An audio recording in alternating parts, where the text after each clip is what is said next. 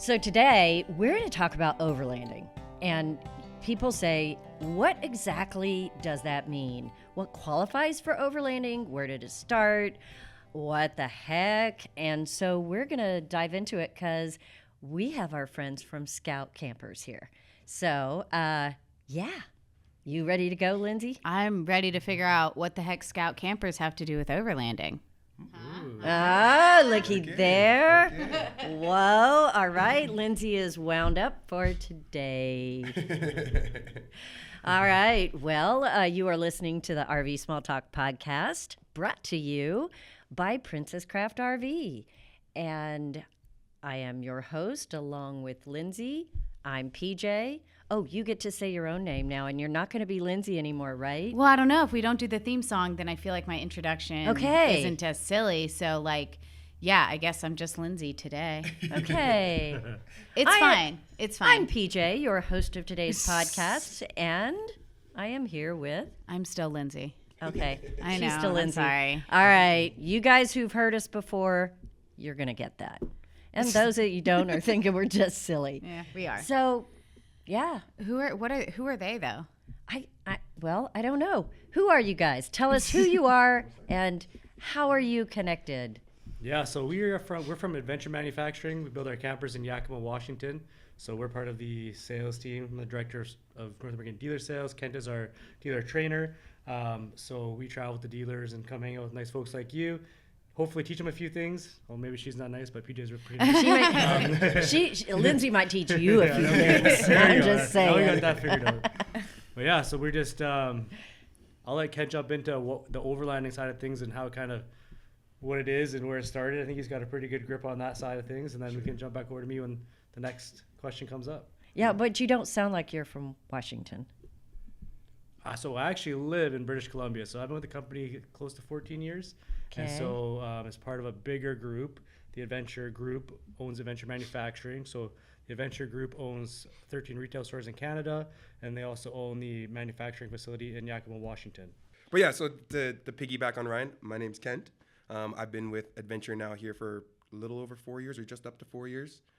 Prior to that, I did do the retail side of it also in Abbotsford, British Columbia. So I live just away from Ryan there, about 15 minutes. We're all kind of the happy Canadians, eh? So that's us.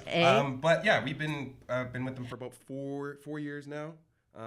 Mainly started on the Scout side of things, moved into the Adventure side of things, and then as Ryan mentioned, I am now the training and show specialist. So I am the one that's constantly in the air, going to different shows, going to dealers, making sure we get training done on all products that Adventure does have. And yeah, that's kind of our two fitments into that adventure world. And do you travel well together? Oh yeah. You travel buddies? Oh yeah. Okay. Sometimes. We can get. We You're know. like, sometimes you travel together, or He's sometimes saying you this. get He's along. saying this, but he's the one that gets to have the princess treatment. I drive. I get the meals for him. We're good. Oh yeah. And on like day 3 of trip, we just don't talk. Day 3, we just don't talk. So I think it's perfect. Yeah. I'm just we're joking. ready. No, We need Kent to travel with us. Yeah. We'll just say, yeah, we're getting a little hungry, Kent. Hey, I'm a bit peckish, Let's Ken. go get some food. No, it's always a good time with us traveling. So Cool. Well, it's always a good time on a podcast, too. So I'm glad you're here. thank you for having us. And one of the reasons I thought it would be really cool to chat with you guys is because if you're not watching our video, you should. But if you're not, you've got a Scout shirt on and a Scout cap on. And that's how I knew you for all these years. Yes. And so let's just start out with the promo part and get it over with. What is Scout? Scout. So you just mean the camper line or the name? Yeah, or? the camper Yeah, line. so Scout is off-grid. They're completely different than most campers in the industry. They are composite and aluminum built. So And for those of you in America, composite means composite. yeah, sorry about that. It's okay. We only use a Just few decals. translate it. You Decals, can't decals, blame right? him. They I'm have not milk blaming in him. bags. I am It's- translating. There's a difference. I am We do simply have Scout translating. decals on our campus, so make sure you get that right. I gotta with get used to with that our roof. decals. But anyways, yeah. So Decals. there's no wood in the shell of the camper, so it's a lifetime, camper. It's gonna last a long time. Good for resale value. Good for giving to your kids. 20 years down the road. It's very simplistic. So there's no built-in cooktops, fridges. Everything's component-based or movable. And so basically anybody can jump in the camper and go and use it. And the reason this fits the overland space so well is because it's what is the word, sustaining, or you can self-contained. Contained, yeah. That's the word I'm looking for. So you can do everything out of a Scout. There's solar, self-sufficient. You got fridge, you got a place to sleep, and there's lifesaver drink out for water. So you can take water from lakes, streams, and filter out your water. So it's meant to be. Wait, off-grid. There's a filtration system in the camper? Yeah. Shut up. Yeah. Yeah. That's so cool. Yeah, so that lifesaver. I should probably do in some there. training. It's like a blue jug. Yeah. You might have to stop in. What's that big metal thing hanging off the back of it? Diesel That's heater. a diesel heater. Diesel so if heater? you want to be warm, you can have Diesel one. eater. We're in Texas right now, so you guys don't need It is a diesel eater. Yeah, that too. Diesel Actually, heater. not too bad though. And that's good for off-gridding? Yeah, so the diesel heat's going to provide a lot warmer of a heat compared to what you're going to get from your typical propane furnace. Propane tends to have a lot of moisture to it, so you tend to get a lot more drier heat when it comes to diesel. There are a lot of great propane systems that work, but we found that the diesel had the less consumption of fuel for it, and it just performed at a great level when you're in high altitudes and such like that. Well, I don't know much about off-gridding, if you didn't know that. But I do know that the Scouts are all of those things you said, and they're pretty. Okay. They're not ugly, Yeah.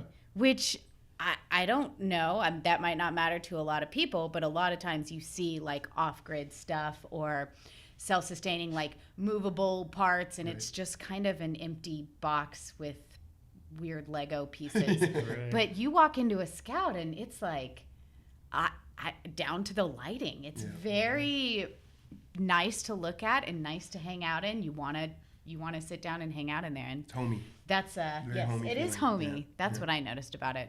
And apparently it off grids or something. It goes in the back of your truck or something. I don't know. But it's pretty. It looks very different than a standard truck camper. Right. The traditional truck camper, they try to make it look like, a little bitty RV. Right. And this is much different. It looks functional, utilitarian, but it has really sleek, clean lines. The finish out is incredible. And that's what I really like. Right. And the fact that it's self-sustainable, that it really is off-grid capable. We're talking about diesel heaters on the back. I love the fact that really is just bolted onto the back of it. But there's a diesel container that probably is smaller than a shoebox, and it'll run it for 90, 100 hours? Yeah. 2.75 gallons, so it depends on how much you use it, but it lasts quite a while. Yeah. So we're from Canada, so when it's cold, we have owners who have them actually own the campers in Alaska, so they say they use it at like minus 40 Fahrenheit. That's like minus 40 Fahrenheit? I think minus 40 Celsius and Fahrenheit are like the Celsius? same almost. That's where they kind of almost level up. Okay. It's like 42. So Like just I know we real got- friggin' cold? Yeah. we need Google for this, but like really cold. You Yeah. say the word minus and I'm out. So So I think Celsius and Fahrenheit are pretty much the same around there, but really cold. Who knows? You don't need to know. Yeah, I just When asked it's people in that Alaska. cold- They know. We don't even have thermometers that go there, okay? We don't need to know about that. But that gets really cold. If it will work then you really have the capability to be in a blizzard Right. and survive and Right. stay warm. Right. So So- you two camp? Oh yeah. Yep. Yeah. I've owned 2 Scouts personally. He just bought one I have a Kenai. a month or so ago. Yeah. Congratulations. Thank you. Thank you. Is that your Great. very first truck camper? I can teach you all about it if Not- you need. He Not needs like lessons. first, needs but I lessons. always can take some pointers. All right. Diesel heater. Perfect. Check. Pretty lighting. Check. Well, that's cool. So do you guys boondock? Like overland, whatever? Yeah, in a sense, I'm a big hunter and fisherman. So I Okay. take mine hunting quite a bit. So you go Same with way Ryan. out there. Yeah, so we go out like 80 Ks into the bush kind of thing. Or sorry, that's Canadian. So we're 80 going. Ks We're gonna say what's into that the like? bush. What's that like 50 miles? miles, Like yeah. 50 miles into the bush. Woods? What? Woods. Forest Service roads, Latin Americans call What them. do you guys call them? Sorry, into your guys' is it BLM? Is that what you guys call your? Yeah, here in Texas, that doesn't even exist. BLM doesn't? No, here in Texas, It's it's private land where everywhere. you get shot. Yeah. That makes sense. That sounds about Texas. Yeah. If you want to go deer hunting, you have to find a lease Know that somebody. somebody Gotcha. has. Yeah, I actually just learned, I don't know, probably 4 or 5 years ago that like other places you can just like go Outfitters. onto land Yeah. and then just stay there. Crown Land. Yeah. Yeah. And I had no idea Yeah. that was a thing. That's like a majority of BC for where we live is like that. You just go? You can just go. Oh, Yeah. that sounds so cool. Yeah. doesn't that sound Yeah. great? The And so- minus 40 thing, though. No, that's more north. That's more north. But I think that for terms, if everybody isn't familiar, then the terms that we're talking about of off-grid Right. mean you are not like in the middle connected to No, anything. you're There's no completely service, reliant there's no on that hookups. unit. You are You completely are reliant on off what you the have. road in the middle of a field. Yeah. Boondocking simply means you're not plugged in at a campground. Correct. So you Okay. can Correct. boondock in your driveway if you want to. Right.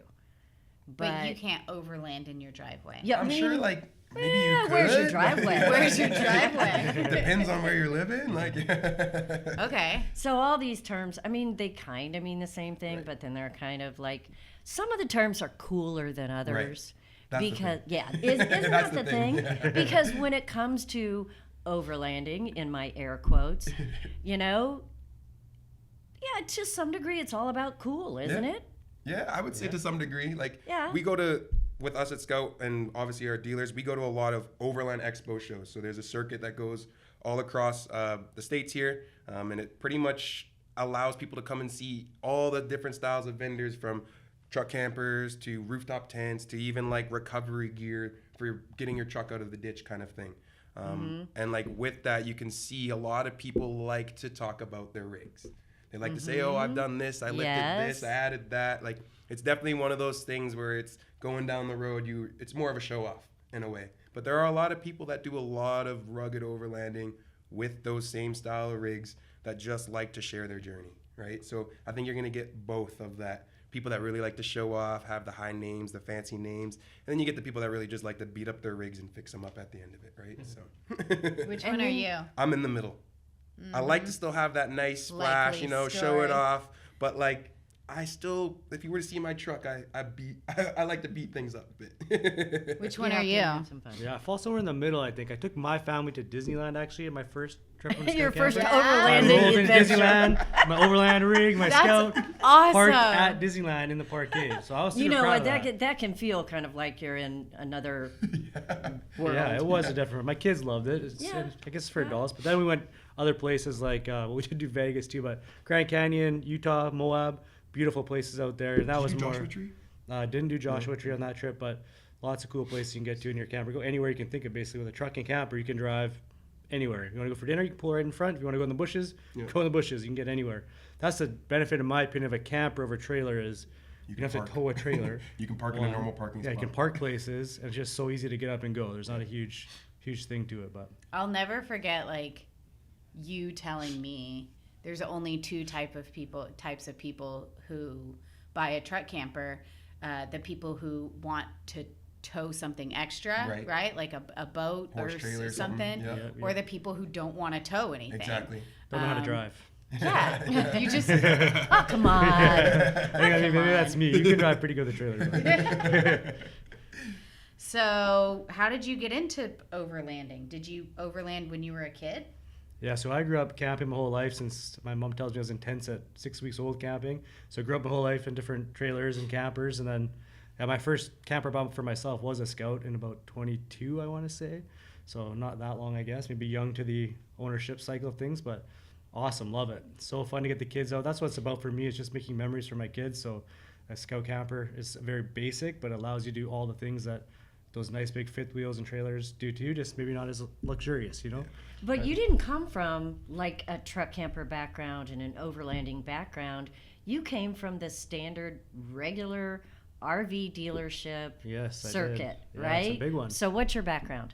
Yeah, so I worked at Fraser RV in Abbotsford, British Columbia as a sales manager for, I don't know, around 7 years, some of the exact numbers. But yeah, we sold a lot of trailers. So we're doing probably 800 plus a year out of that store. A lot of motorhomes, campers as well. But But you never wanted to buy one. yeah, I got to be careful what I say here. I'm not going to bash anybody's products, but there's a lot of products in the industry that, in my opinion, aren't built very well. And so when Scout got released by our owner, I heard about that and was super intrigued by what Scout was doing, because it was the first there's some nice manufacturers. You guys carry a couple of Northern Light, Bigfoot, stuff like that. The clamshell construction. There are some great manufacturers, Airstream, people like that, Winnebago out there. But we saw a lot of other trailers and campers. And Scout had a unique construction, which is built to last a lifetime, in my opinion. There's no wood, nothing's going to rot. Like I already mentioned, you hand it down to your kids after because it's going to last that long. So for owners who will buy an RV, it's a big investment. If you're going to spend $40,000 of your money to go buy something, it better last. And a lot of things I see on the market don't last, so they buy it for 5 years, and then by the end of 5 years, it's rotten, and they can't sell it, and they're backwards in their payments because of that. And I didn't like seeing that, so I didn't want to buy something I didn't believe in. So when Scout got launched, I believe in it. I believed in it the whole time. Sold a lot myself, probably, these Scouts, but these things called Scouts. But yeah, I think it's just a fantastic product, and the construction, the way it's built, the team, the customer team behind it, everybody at the factory does a great job, and it's a really good camper, and it's not overly expensive. So some of those other rigs I mentioned can get pretty pricey when you're like, $100K plus. Most people, in your 30s aren't buying trailers that cost $200,000 like a Airstream, right? So it's only, you get into a Scout starting at $69, I think, is the Tuck Tut, and then they go up. There's a truck or camper for every kind of truck, starting at your Gladiator, Tuck Tut, or Maverick, sorry, and then your Yohos, Tacomas, Rangers, and then bigger, obviously. So most setups are running probably mid-30s for a really well set up camper. So I think that's, decently affordable. But the thing about truck campers, people always ask why campers cost what they do, but they're not built the same as a trailer. So trailers, you're rolling a chassis down a line, slapping some walls up, putting some caulk on there, and calling it a day. With a camper, you have to build it bottom up or flip it, whatever we used to do, but different construction methods that just take more man hours. So the time to build a camper is usually double that of a trailer. Don't quote me on the exact hours and minutes, but you get the idea. It takes a long time to build a camper. Right. It's quicker to build a trailer. And so that's why people are like, well, how come a camper so much is smaller? It's the construction, how they're built. That's why they cost what they do. But We and tell they have to be customers. self-sustaining. They Yeah. have to hold themselves up. right.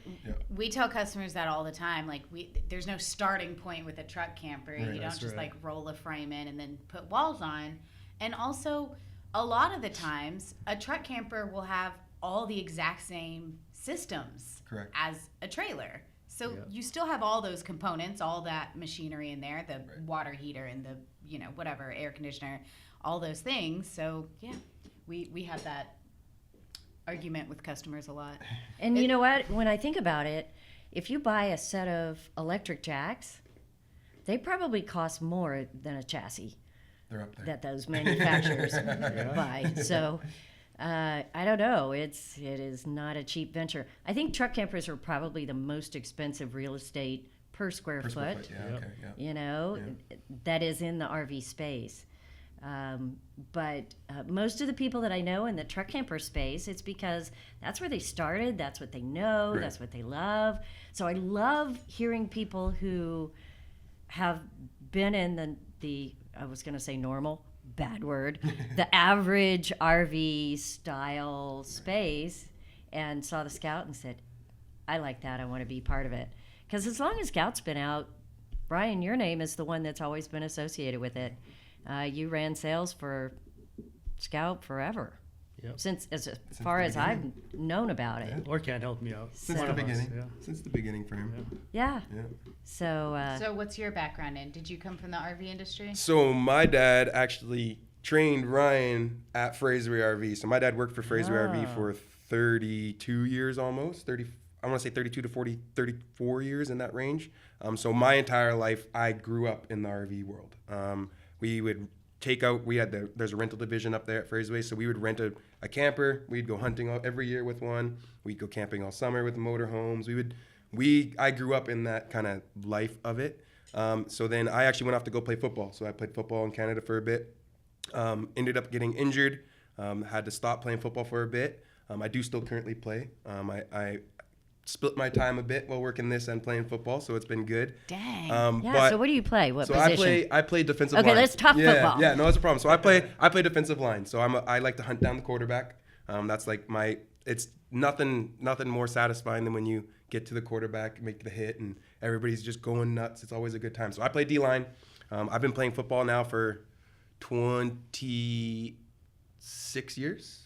26 years of football. I now play Men's International Canada. So I play for the national men's team up in Canada. We play in a tournament called Gridiron Nations.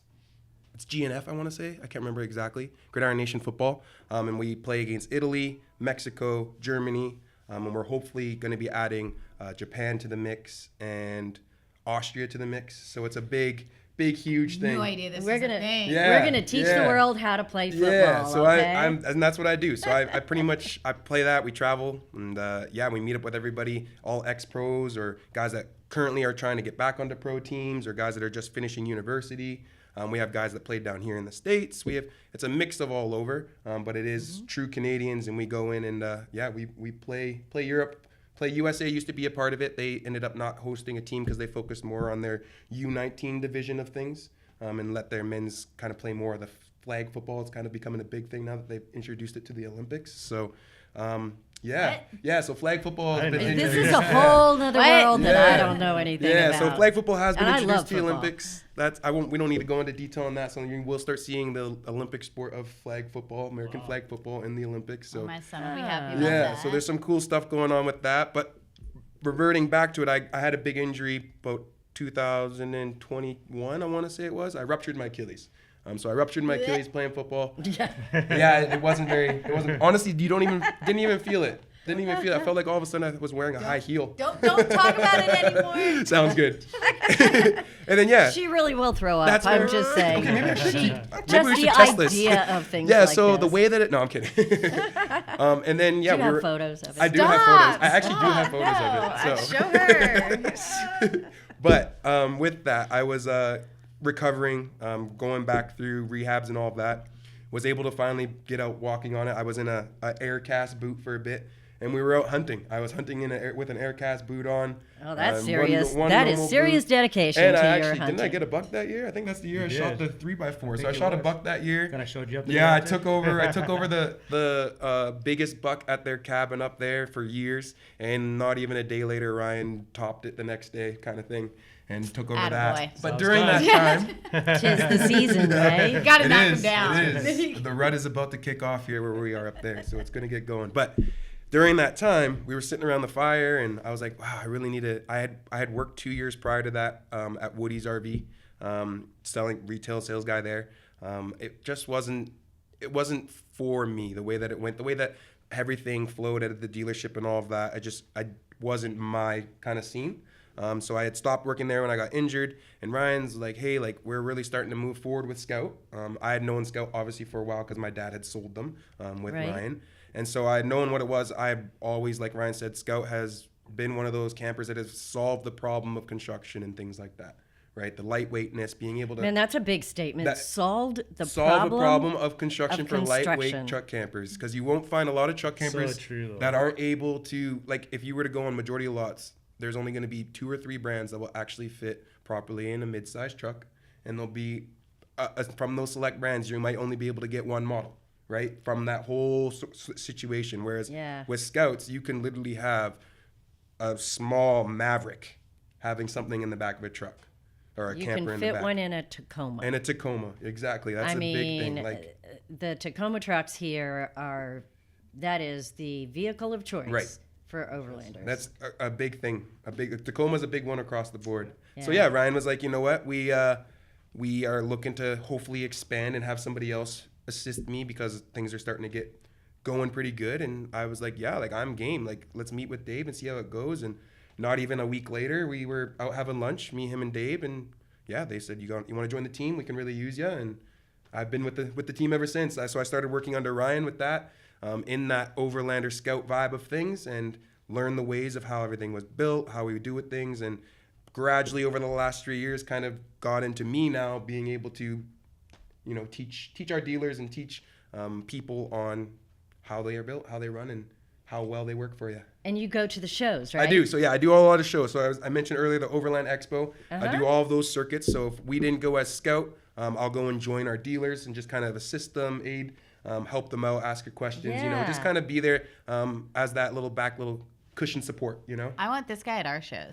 I know. I'm just sitting here Don't thinking, worry, we'll Energy make it is work. We'll make it crazy. work. I love it. You know what's wild? Everybody always says like your energy is like up there, and I'm like, I get it. I'm okay with that. I like that type of persona to have for people because I'm not one of those people that like to have anybody feeling down.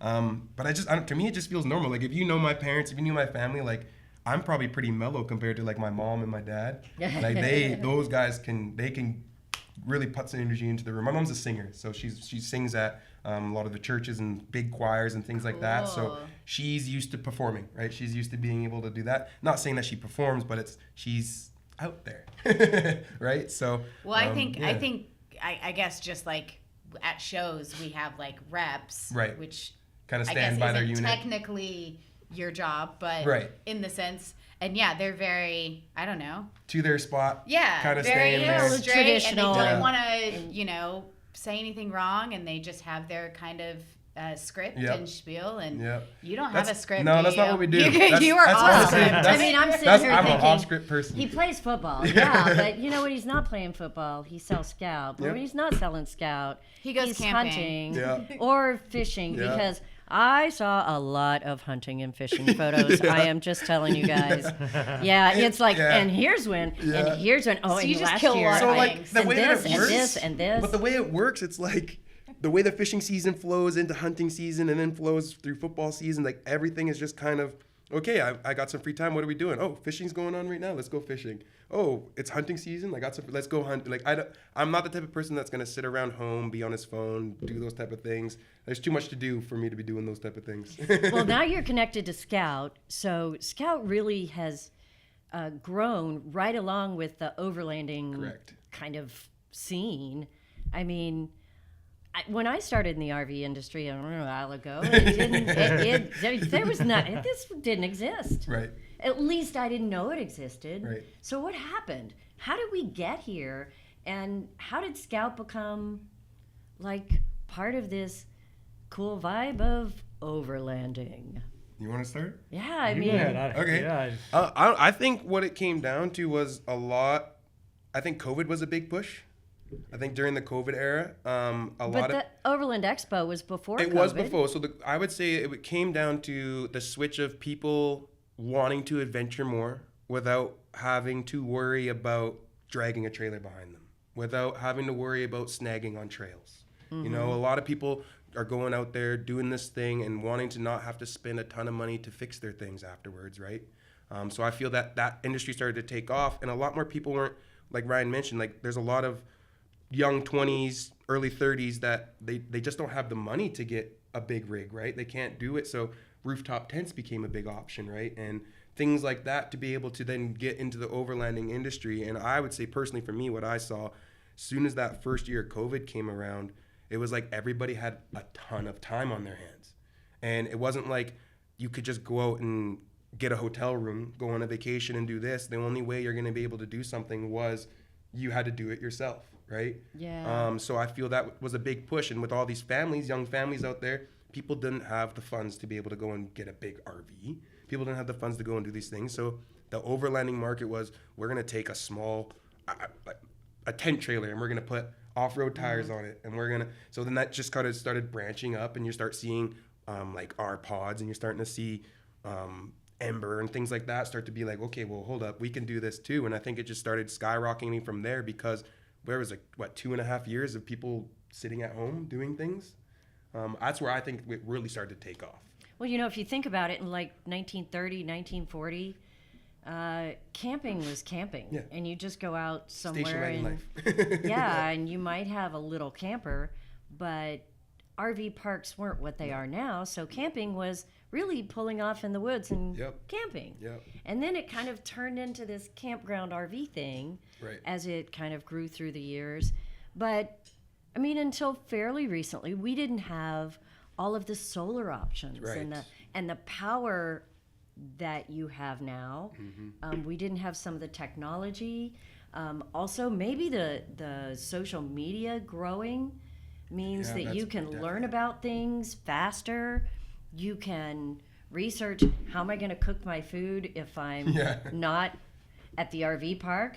Yeah. And we're kind of relearning how to do what came natural 100 years ago. It's true. So Yeah, What does my shirt say on it? kinda I think cool. I think Scout's. Camp simple. Yeah, that's Camp the verbiage. simple. Camp simple. And I like Not that simple camp. the image on the back of his shirt You're is gonna a have to- truck you gotta with have a to show truck it. camper, but Oh, it's if I can not show it. even like a new truck. It's like Yeah, an yeah. old Ford. school like square Square body. body, Ford. 90s, Yeah.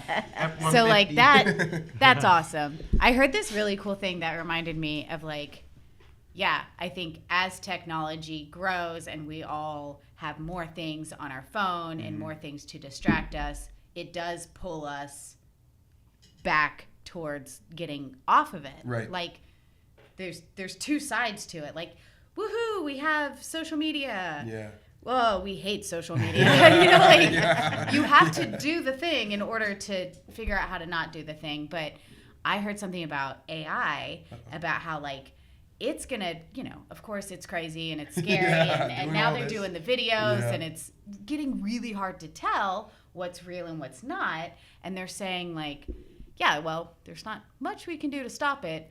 But we think what it's going to do is essentially people are going to be having way more Yes. live events, in-person events, Right. camping, because it's the only way I know you're real. Here, You yeah. know? I can see Like, Makes it sense. right here in front of me. and eventually that will be the only way that you can trust something is if it's in front of you. So they think society is naturally going to move backwards in the sense of Right, we're going to interesting. be camping more, we're going to be doing live events more, things like that, because if you experience it on a screen, all of a sudden it's just you just can't You don't trust know. it. Yeah, you don't know. So I don't know. I'm curious to see how that moves into like, yeah. Once we got too much technology, we wanted to go back to overlanding, you know? I Like, think we're that's like, what Scout Campers represents as well. Our owner's vision was to just make it simple again. Like get rid of all the fancy systems, all the things you don't need, and just go outside and enjoy the outdoors. But And also the safety and Yeah. somewhat comfort Right. Right. So I have a confession. I'm scared of grizzly bears. of putting your, yeah. you're going camping with So your that's- You 3-year-old live in the wrong place. right. So Exactly. in some parks, like in BC or Canada, we have Banff and Glacier. some of the parks you go to, you can't actually stay in a tent. You have to Yeah. have a hard Not side even a in pop-up. RV. Right. So Well, that's why. we have that too. Yeah, Yeah. So that's why Scout Campers are like perfect because you're in a nice safe shell. Yeah. You do have hard side campers and you have pop-up campers Yes, with canvas. yes. But there's a choice there. Can I give them crap about the names yet? Or Uh-oh. no? You can always give names, them national about parks. anything. They're all Names. national parks. I love the names. Okay, Okay. They're good. wonderful. But, As an inventory girly, uh-oh. I hate that the pop-up and the hard side have the same name because it is Oh. really hard from a marketing standpoint to advertise those things Gotcha. Interesting. as different. Usually, if it was a pop-up, it would be a different name. God, with a Than the number hard beside it too, side. right? Like a. Or not. I love the names. Okay. All right. Just if you're looking for give me one. Yo. If you're looking for a yo-ho, if you Google it, Google Analytics is not going to Right. differentiate, and It's people huge. aren't going to Google hard side. They're just not. Well, I love the fact that you were So- trying to change their company because I try that all the I'm time, getting and it ready never for works. But maybe you'll be Do more with successful. it what you will. No. We take But it the all. names are Tuk Tuk, Yo Ho, No, not tuk tuk. Tuk Tut. Tut, Yep. Tut. Tuk tut. Hey, stop saying Yo-ho. But every time you Tuk. say tuk tuk, I think you like the little cars Tut, they tut. drive in Little India. tut, tut. Yeah. Tuk tut. Yeah. Tut, I tut, try, but tut. sometimes you can't distinguish. I mean, Tuk Tut is kind of. You ready? We're gonna do it. Tut. Tuck tut. So like yeah, that. That was you good. got tuk tut, you got the yo-ho, you got the Olympic, then you got the Kenai. And those are park names Those are all national park names, yes. because they're Kenai? all The Kenai National I think Park, we've that's in Alaska. indigenous type I think we've names been of saying something. it wrong. Kenai. So a lot of people say it a Kenai? lot differently. I've always learned it as Kenai. Kenai? Kenai National Park. And when I was up in Alaska, they would always say Kenai Peninsula, and they're from Alaska. So I don't know. I just assumed it. Oh, okay. So that's how I call it Kenai. I've heard all sorts of Kenai. I like the names Kenai, all because- sorts of stuff. Kenai, Yeah. definitely. I hate a TS42216. Like, this is way cooler. I love the names. Good. All right, you just got a seal of approval from Lindsay. I'm okay I know with you that. were waiting all day for that. I was waiting for that. Well, that's really cool. It is so fun to have new products. And if you guys hadn't figured it out, we now have Scout Campers at Princess Craft. And it's, I mean, yoo-hoo. So cool. Yo. Yo-ho. Yo-ho. Not I'll get it. tut. I'll get it. Tut tut. I mean, the lightest one weighs what? 900? 600. 600. 600? Just over. Maybe just 600? under this That- year. Is it that just under has this year? 600 It's pretty pounds. close. I know because Yeah. we had to bring them in here and Get them up Yeah, the lip. talk. Steve and Matt had to get underneath it and lift it up with their shoulders and Yeah. scoot it, and I was like, ah! Wow. But they did it because Nice. Yeah. it was so light. 600. What's the heaviest camper? So your Kenai is going to Yeah. be in the 12s range, 1200. It's going to go up to maybe, if you put every doodad on that thing, you can probably get close to 2000. But most people's campers are going to weigh around 1,500 pounds on a Kenai, our biggest one. Kenai, that's how we were saying it. Kenai. That's how other people say Kenai. it. Okay, Kenai. Yeah. Kenai. Kenai. Kenai. Yeah. Think of the key. We are and going the to nine. change the world, Lindsay. It's a Kenai. Yeah. It's kind of like quinoa. Nobody could say it or spell it Yeah. for the longest time, and now it's part of Or our they get it mixed up vocabulary. with couscous. Yeah. The food's so nice, Which is they named totally it different. twice. That's how it goes. Yeah, you're coming to a show. Yeah. Yeah. You'll probably see my face. Yeah. Oh, that sounds fun. So really cool to have it here. It is. I've seen an awful lot of campers, and it is different than absolutely any truck camper I've ever seen. No, I would So really fun. agree. Good. All right. Well, thank you guys for hanging Yeah. out Hey, with thanks us. for having us. No, it was awesome. Yeah, we get to learn a little bit. We get to make a few jokes. We get to be corrected. All those things, all at one The time. best. So, yeah. We Yeah. got nothing at Princess Craft to talk about before the next podcast. We don't have anything coming up. We don't have any shows, any rallies. We just finished a rally.